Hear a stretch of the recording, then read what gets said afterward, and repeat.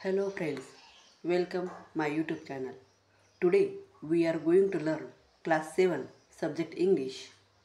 Topic 1.1 It's a small word. विद्यार्थ्यांनो, मागील व्हिडिओमध्ये it's a small word he poem या ठिकाणी आपण लर्न केलेली होती. या पोएममध्ये हे जग किती लहान आहे, पण लहान असूनही याच्यामध्ये किती मोठमोठ्या गोष्टी आहे हे या ठिकाणी मी एक्सप्लेन केलेलं होतं.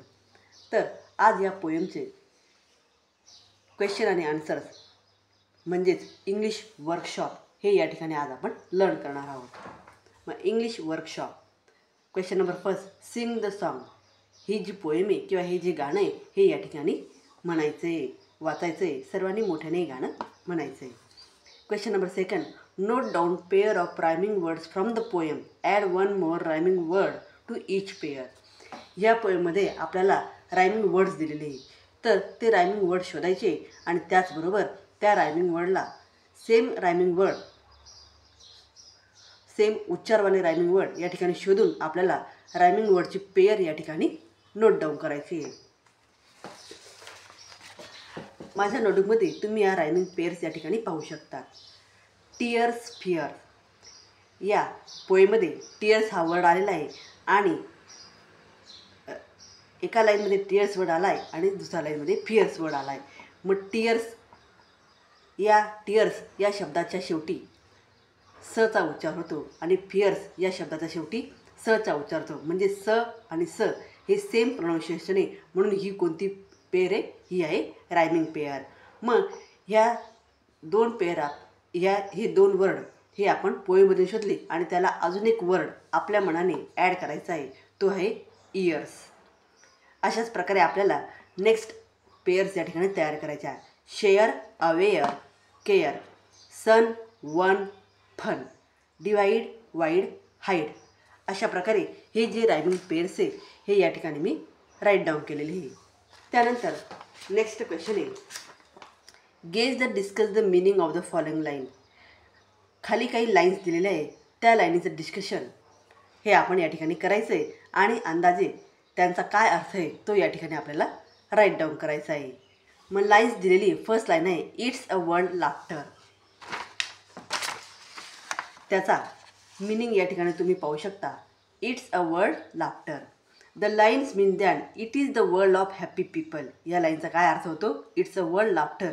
ही जी लाईन आहे या लाईनचा अर्थ होतो it is the world of happy people. या जगातील लोक कसे आहेत? आनंदी आहेत. We love when we are happy. Laughter here means happiness. आम्ही या ठिकाणी असतो जेव्हा जेव्हा आम्हाला आनंद होतो, त्यावेळेस आम्ही आनंद व्यक्त करतो आणि त्या ठिकाणी हसत असतो, असं या लाईनचा मिनिंग आहे. त्यानंतर नेक्स्ट लाईन आहे, अ वर्ल्ड ऑफ टीयर्स. या लाईन्स पोएममधल्या आहे आणि त्यांचं मिनिंग या ठिकाणी मी राईट डाऊन केलेलं आहे. A world of tears. तर the line means that the world is a full of grief and sorrow. हे जे जग आहे हे जग जसं आनंदाने भरलेलं आहे त्याचप्रमाणे दुःखाने सुद्धा भरलेलं आहे. ग्रीफ अँड सारो मीन्स दुःख. Tears are the symbol of sorrow and unhappy people. Tears म्हणजे अश्रू, आणि अश्रू केव्हा येतात? जेव्हा आपल्याला दुःख होतं, त्रास होतो, आपण आनंदी राहत नाही, दुःखी असतो, त्यावेळेस आपल्या डोळ्यातून अश्रू येतं. म्हणून या ओळीचा अर्थ या ठिकाणी अशा प्रकारे आहे. त्यानंतर नेक्स्ट लाईन आहे, it's a world of hope. Hope means आशावादी. The line means that there are people who have hopes and ambitions.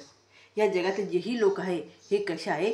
आशावादी, महत्त्वाकांक्षी आहे आणि प्रत्येक व्यक्ती हा आशेवरच आपलं आयुष्य हे काढत असतो, जगत असतो. They wish to live on hopes. They are hopeful about their future life. प्रत्येकजण हा आशावादी असला पाहिजे आणि आशावादी असूनच आपण आपलं जीवन हे सुखदायी, सुखमय करू शकतो. त्यानंतर नेक्स्ट लाईन आहे, and a world of fears. And a world of fears. Fears means भीती. The line means that there are many things that fear them. या जगामध्ये अशाही काही गोष्टी की ज्याला व्यक्ती हा घाबरत असतो, मानव हा घाबरत असतो.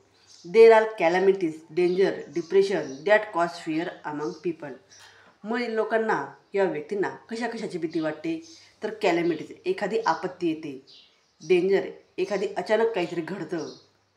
डिप्रेशन, एखादी व्यक्ती टेन्शनमुळे डिप्रेशनमध्ये जातो म्हणजे निराशावादी होतो. दॅट कॉज फिअर, अशी वेगवेगळी ही कारणं आहेत की ज्या कारणामुळे व्यक्ती हा घाबरत असतो किंवा व्यक्तीच्या मनात भीतीही निर्माण होते. तर या ठिकाणी क्वेश्चन नंबर 3 हा या ठिकाणी मी कंप्लीट केलेला आहे. विद्यार्थ्यांनो, अशा प्रकारे या ठिकाणी क्वेश्चन नंबर 1, 2 आणि 3 या ठिकाणी मी कंप्लीट केला आहे आणि त्याचप्रमाणे या क्वेश्चनचं एक्सप्लेनेशन या ठिकाणी मी केलेलं आहे. विद्यार्थ्यांनो, व्हिडिओ आवडल्यास व्हिडिओला लाईक करा, शेअर करा आणि चॅनलला सबस्क्राईब करा. थँक्यू.